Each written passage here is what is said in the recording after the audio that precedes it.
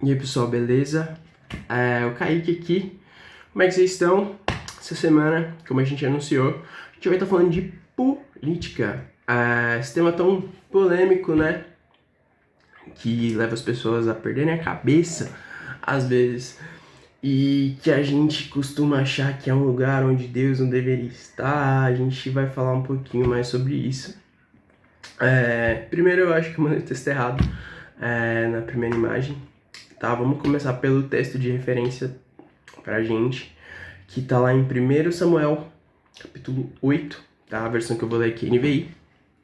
E começa do versículo 1, que diz assim: Quando envelheceu, Samuel nomeou seus filhos como líderes de Israel. Seu filho mais velho se chamava Joel, o segundo Abias. Eles eram líderes em Berseba. Mas os filhos dele não andaram em seus caminhos. Eles se tornaram gananciosos, aceitaram suborno e perverteram a justiça. Por isso, todas as autoridades de Israel reuniram-se e foram falar com Samuel em Ramá. E disseram-lhe: Tu já estás idoso, e teus filhos não andam em teus caminhos. Escolhe agora um rei para que nos lidere à semelhança das outras nações. Quando, porém, disseram: Dá-nos um rei para que nos lidere, isso desagradou Samuel. Então ele orou ao Senhor. E o Senhor lhe respondeu: Atenda tudo que o povo está lhe pedindo. Não foi a você que rejeitaram, foi a mim que rejeitaram como rei. Assim como fizeram comigo, desde o dia em que os tirei do Egito até hoje. Abandonando-me e prestando culto a outros deuses, também estão fazendo com você. Agora, atenda-os, mas advirta-os solenemente e diga-lhes que direitos reivindicará o rei que os governará.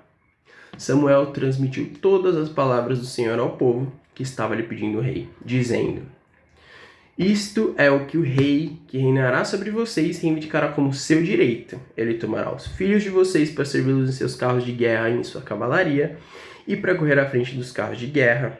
Colocará alguns comandantes de 1.000, outros comandantes de 50.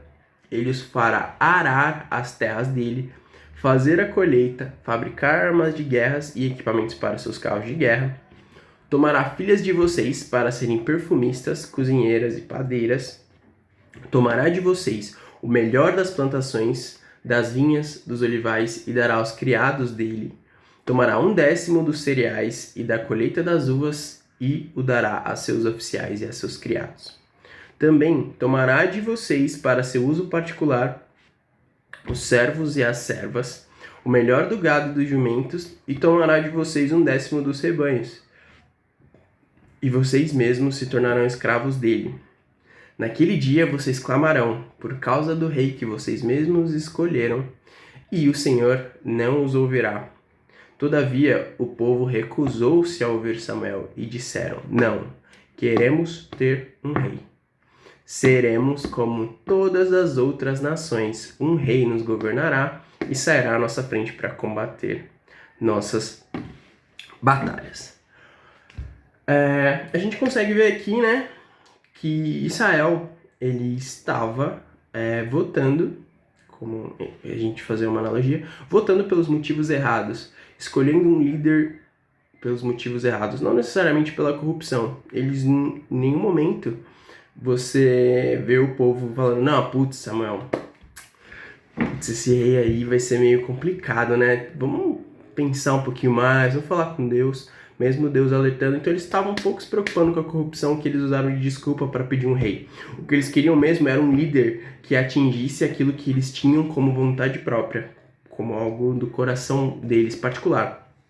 Não necessariamente era o motivo correto. E isso, como a gente pode ver, deixou Deus meio pistola. Ele ficou chateado.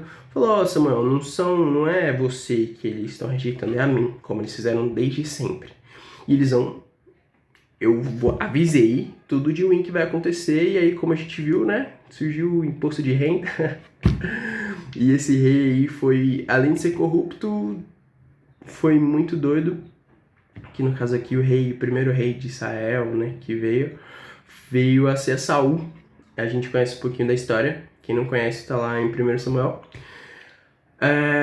E isso é um grande exemplo, Israel, né, servindo de exemplo pra gente, do quão votar errado pelos motivos errados, o quão escolher um líder pelos motivos errados traz prejuízo pra gente.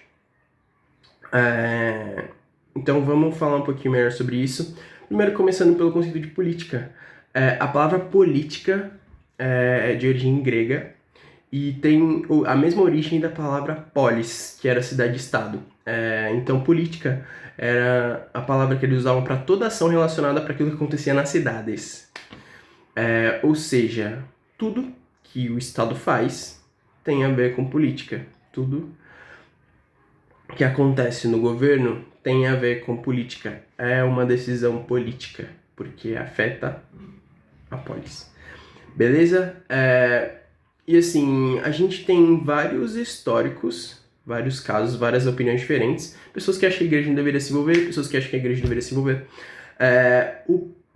Essa semana eu vi um vídeo, que eu concordo muito, falando que todas as áreas que a igreja se omitir, se afastar, vão apodrecer.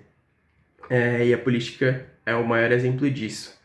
Então, eu creio sim que independente da gente ser cidadão do céu ou da terra, a gente ainda é embaixador de Cristo aqui na terra e a gente tem que fazer o possível, a gente tem que fazer o melhor, e o melhor para melhorar a nossa sociedade.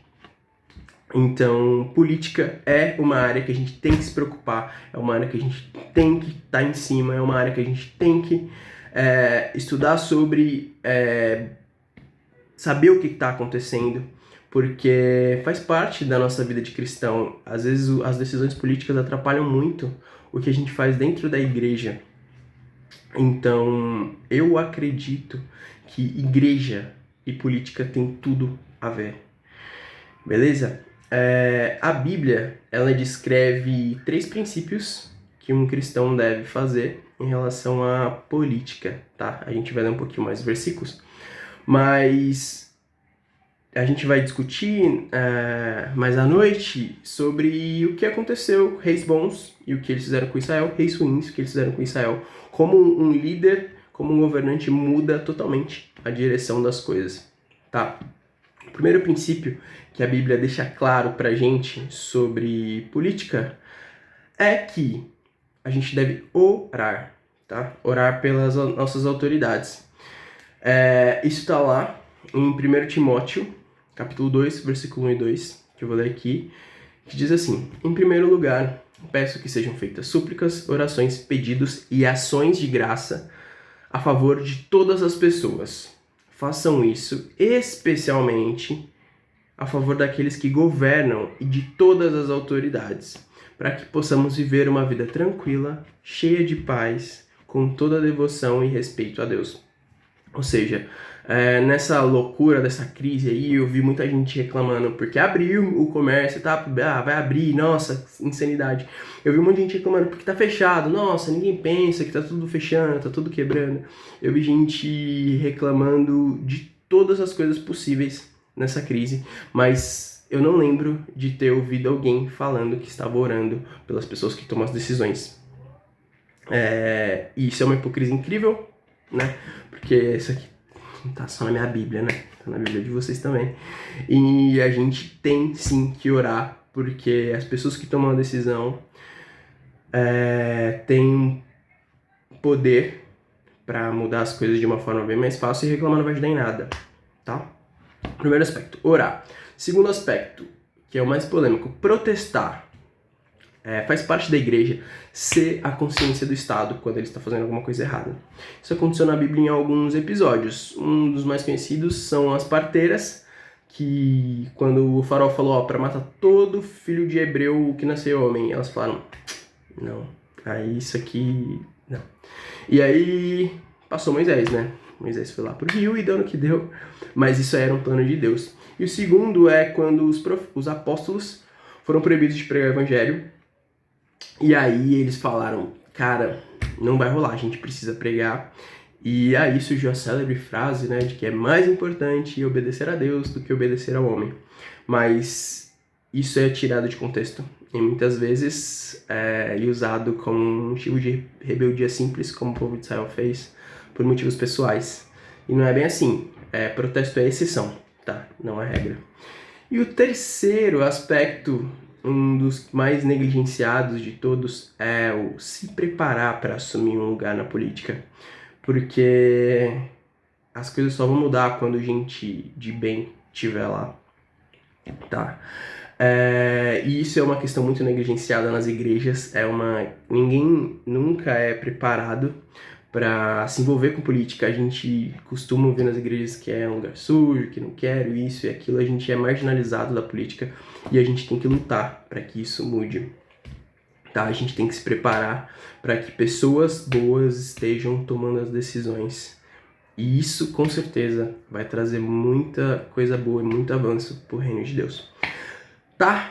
É isso. A gente vai discutir um pouquinho mais sobre essas e outras questões de voto, de decisão, Mas, Kaique, e aí, quando a gente deve falar não, isso que aconteceu, e o Bolsonaro, e o Dória? A gente vai falar sobre muita coisa e discutir a visão de todo mundo, beleza? Eu encontro vocês lá, domingão, às 8. Até mais.